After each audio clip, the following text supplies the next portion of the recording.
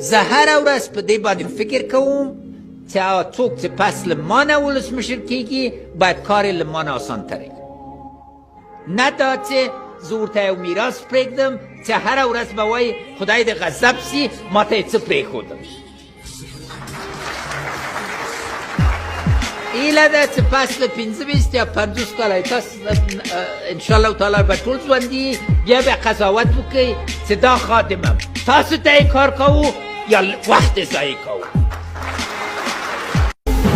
واضح باید پوه سو چې یو انتخاب لرو، یا به 4 کاله روزه نیسو او اصلاحات راولو او فساد لمنه به له منځه وړو او سوځو به او دا وطن به په اتحاد او اتفاق راوړو، یا 15 نسله به په راتلونکي کې موږ قبرو ته او موږ مړي ته به نفرین ورکوي.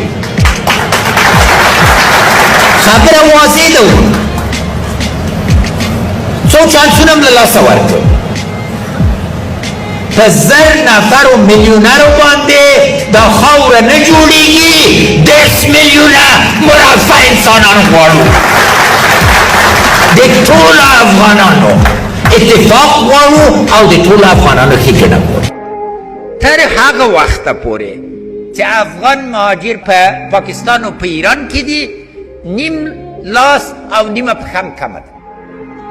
او دلته باید واضح هر افغان حق لري چې هر ګوټ د دې خاورې کې ژوند وکړي او څوک یې نسي منع کولی، او د دې لپاره باید شرایط برابر کړي.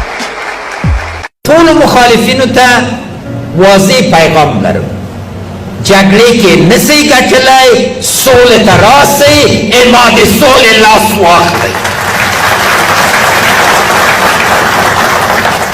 د امکاناتو کمښت به نه وي.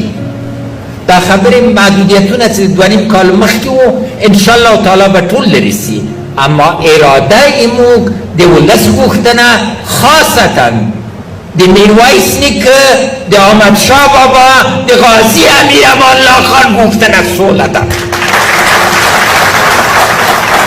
نو د لوی قندار عظیم اشرف البلاد دود و دستور ته تسلیم سئ، جرګه ومنئ، لاره د سولې اختیار کړئ. خپله مې خو یو 2 واسکټه لرم، یو څو دانې کمیس پرتوګه. ما د خدای جل شانه هر شی ورکړي وو، چا چې نه دي لیدلي بیا د دنیا پسې ګرځي، زه نوم او عاقبت پسې ګرځم.